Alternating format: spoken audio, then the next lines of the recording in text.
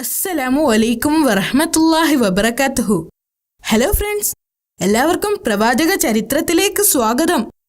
വിശുദ്ധ ഖുർആനിലും തിരുനബി വചനങ്ങളിലും പ്രതിപാദിച്ചിട്ടുള്ള ഏതാനും നബിമാരുടെ ജീവിത ചരിത്രത്തിലെ കുറച്ച് ഭാഗങ്ങളാണ് നിങ്ങൾക്ക് വേണ്ടി ഞങ്ങൾ ഇവിടെ അവതരിപ്പിക്കുന്നത്. ആയിരക്കണക്കിന് വർഷങ്ങൾക്ക് മുൻപ് നടന്ന ചരിത്രമാകുമ്പോൾ ചില അഭിപ്രായ വ്യത്യാസങ്ങളോ കുറവുകളോ ഉണ്ടാകും. അത് കൂട്ടുകാർ ക്ഷമിക്കുമല്ലോ.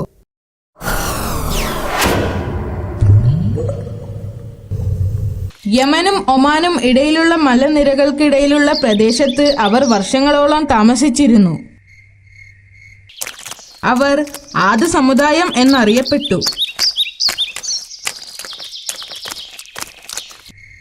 അവർ ശില്പനിർമ്മാണത്തിൽ വളരെ വിദഗ്ധരായിരുന്നു.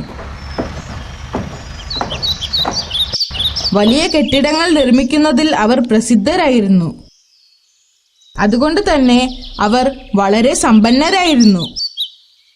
അവരുടെ കഴിവുകൾ പ്രകടിപ്പിക്കുന്നതിനായി അവർ മലമുകളിൽ വലിയ ഗോപുരങ്ങൾ നിർമ്മിച്ചു. ആദ്യകാലങ്ങളിൽ അവരെല്ലാം നല്ല മുസ്ലിങ്ങളായിരുന്നു. എന്നാൽ കാലം കഴിയുന്തോറും ശൈത്താൻ അവരെ വഴിതെറ്റിക്കാൻ തുടങ്ങി. അവർ കല്ലിൽ കൊത്തിയെടുത്ത് വിഗ്രഹങ്ങൾ ഉണ്ടാക്കാൻ തുടങ്ങി.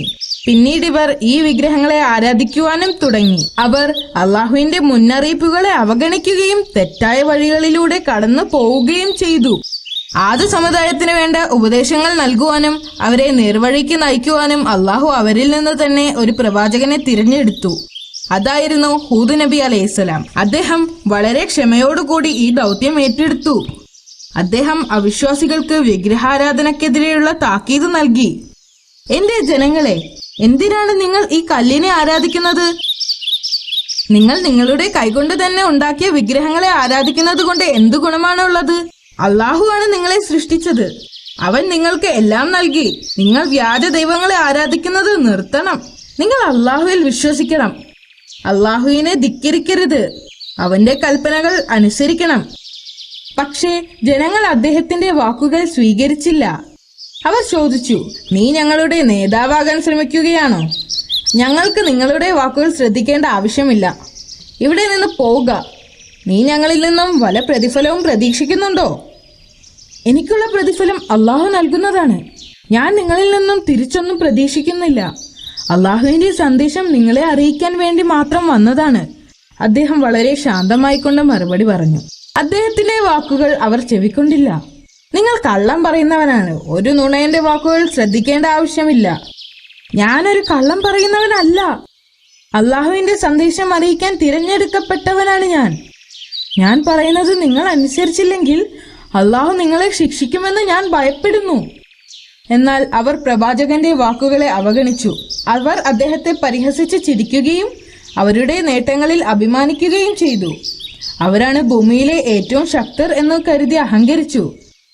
പ്രവാചകൻ തന്റെ ദൗത്യം തുടർന്നു.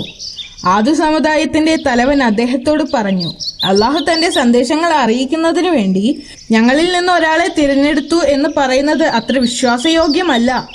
അള്ളാഹു ജനങ്ങളെ നേരായ മാർഗത്തിലേക്ക് നയിക്കുവാൻ അയക്കപ്പെട്ട ദൂതനാണ് ഞാൻ. പ്രവാചകൻ പറഞ്ഞു, ആരാണ് ഞങ്ങളെ നശിപ്പിക്കാൻ പോകുന്നത്? അവർ പ്രവാചകനോട് ചോദിച്ചു. നിങ്ങൾ അള്ളാഹുവിൽ വിശ്വസിച്ചില്ലെങ്കിൽ അവൻ നിങ്ങളെ നശിപ്പിക്കുമെന്ന് പ്രവാചകൻ മറുപടി പറഞ്ഞു. ഞങ്ങളുടെ ദൈവം ഞങ്ങളെ രക്ഷിക്കും. നിങ്ങളുടെ നാശത്തിന് കാരണം നിങ്ങളുടെ ദൈവം തന്നെയാണ്. ഹൂദ് നബി അലൈഹിസ്സലാം അവരോടും പറഞ്ഞു. പ്രവാചകനും ആദ് സമുദായവുമായുള്ള തർക്കം വർഷങ്ങളോളം തുടർന്നു. വർഷങ്ങൾ കടന്നുപോയി. ആദ് സമുദായം കൂടുതൽ ധിക്കാരികളായി മാറി. അവർ അദ്ദേഹത്തെ ഒരു വിഡ്ഢിയായും നുണയനായും പരിഹസിച്ചു. ഞാനൊരു വിഡ്ഢിയല്ല, നുണയനുമല്ല. അദ്ദേഹം അവരോട് പറഞ്ഞു, നീയൊരു നുണയനല്ലെങ്കിൽ നീ പറയുന്നത് സത്യമാണെന്ന് തെളിയിക്ക്. എന്നിട്ട് നീ അള്ളാഹുവിനോട് പറഞ്ഞ് ഞങ്ങളെ ശിക്ഷിക്ക്. അവർ പറഞ്ഞു, ഞാനൊരു നുണയനല്ല, അള്ളാഹുവിന്റെ ദൂതനാണ്. അദ്ദേഹം അവരോട് പറഞ്ഞുകൊണ്ടേയിരുന്നു. എന്നിട്ടും അവരത് വിശ്വസിച്ചില്ല. പ്രവാചകൻ വീണ്ടും അവരോട് ചോദിച്ചു, നിങ്ങൾ പണിത ഭവനങ്ങൾ ശാശ്വതകാലം നിൽക്കുമെന്ന് നിങ്ങൾ കരുതുന്നുണ്ടോ? ഓർക്കുക, അത് നിങ്ങൾക്ക് അള്ളാഹു നൽകിയ അനുഗ്രഹമാണ്. നിങ്ങൾ അള്ളാഹുവിനെ അനുസരിച്ചില്ലെങ്കിൽ അവൻ നിങ്ങളുടെ സ്ഥാനത്ത് മറ്റൊരു ജനതയെ തിരഞ്ഞെടുക്കും. അള്ളാഹു എല്ലാം അറിയുന്നവനാണ്. അവരിൽ മുതിർന്നവർ അത് അവഗണിക്കുകയും അദ്ദേഹത്തെ വിഡ്ഢിയെന്നും നുണയനെന്നും വിളിച്ച് പരിഹസിക്കുകയും ചെയ്തു. താനൊരു വിഡ്ഢിയല്ലെന്ന് അവരെ ബോധ്യപ്പെടുത്താൻ അദ്ദേഹം ശ്രമിച്ചുകൊണ്ടേയിരുന്നു. ഞാനൊരു വിഡ്ഢിയല്ല, ലോകനാഥനായ അള്ളാഹുവിന്റെ ദൂതനാണ്. അദ്ദേഹം പറഞ്ഞു, അള്ളാഹുവിന്റെ കഴിവുകളെക്കുറിച്ച് നിങ്ങളെ അറിയിക്കുവാനും ഉപദേശങ്ങൾ നൽകുവാനും നിയോഗിക്കപ്പെട്ടവനാണ് ഞാൻ. എന്നിട്ടും അവരത് ശ്രദ്ധിക്കാതെ തിരിഞ്ഞു നടന്നു. അവർ വിഗ്രഹാരാധന തുടരുക തന്നെ ചെയ്തു. ആദ്യ സമുദായത്തിലെ വളരെ കുറച്ചു പേർ മാത്രം പ്രവാചകന്റെ വാക്കുകൾ ശ്രദ്ധിച്ചു. അവർ പ്രവാചകനെ വിശ്വസിക്കുകയും അദ്ദേഹം പറയുന്നത് സത്യമാണെന്ന് മനസ്സിലാക്കുകയും ചെയ്തു. അള്ളാഹു ആ ജനതയെ ശിക്ഷിക്കുമെന്ന് പ്രവാചകൻ തിരിച്ചറിഞ്ഞു. അടുത്ത ദിവസങ്ങളിൽ ആ പ്രദേശത്ത് ഒരു വലിയ വരൾച്ച ബാധിച്ചു. മാസങ്ങളോളം മഴ പെയ്തില്ല.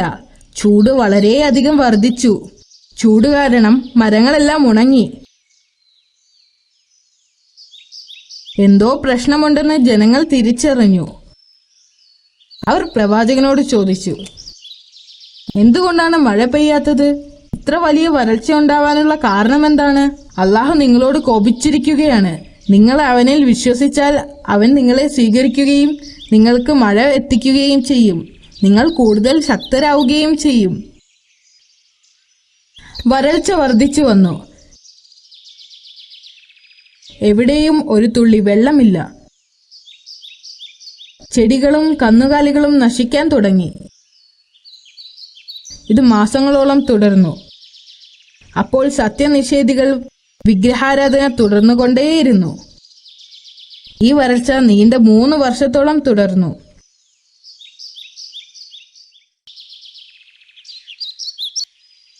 ഒരു ദിവസം പ്രവാചകൻ പ്രാർത്ഥിച്ചുകൊണ്ടിരുന്നപ്പോൾ പ്രവാചകനോടും അനുയായികളോടും ആ പ്രദേശം വിട്ടു പോകാൻ അള്ളാഹു ആവശ്യപ്പെട്ടു. അടുത്ത ദിവസം പ്രവാചകൻ തന്റെ അനുയായികളെയും കൂട്ടി ആ പ്രദേശത്ത് നിന്ന് പോയി. പ്രവാചകനും അനുയായികളും അവിടം വിട്ടു പോയപ്പോൾ അധികം വൈകാതെ തന്നെ ആദ്യ സമുദായത്തിന്റെ മേൽ ആകാശത്ത് ഒരു കറുത്ത മേഘം കാണപ്പെട്ടു.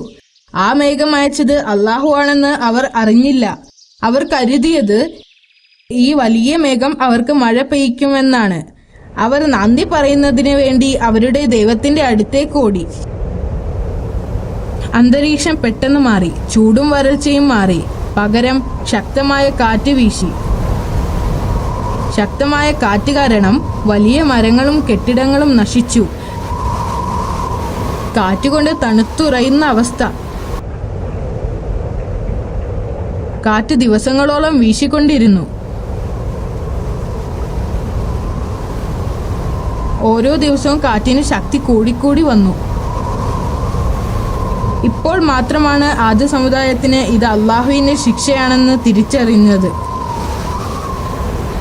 അവർ രക്ഷപ്പെടുന്നതിനു വേണ്ടി അവരുടെ വീടുകളിലേക്ക് ഓടിപ്പോയി. വലിയ കെട്ടിടങ്ങൾ അവരെ രക്ഷിക്കുമെന്ന് കരുതി. അവർ അതിനിടയിൽ ഒളിച്ചിരുന്നു. എന്നാൽ കാറ്റ് വളരെ ശക്തമായിരുന്നതുകൊണ്ട് കെട്ടിടങ്ങൾ തകർന്നു വീണു. അതൊന്നും അവർക്ക് ഉപകാരമായില്ല. കെട്ടിടങ്ങളും ഭവനങ്ങളുമെല്ലാം തകർന്ന് അവരെല്ലാം കൊല്ലപ്പെട്ടു. കാറ്റ് 8 പകലും 7 രാത്രിയും ശക്തമായി വീശി. ആ പ്രദേശം മുഴുവനും നശിക്കുന്നതുവരെ കൊടുങ്കാറ്റ് വീശി. ആദ്യ സമുദായത്തിലെ സകല അവിശ്വാസികളും നശിക്കപ്പെട്ടു.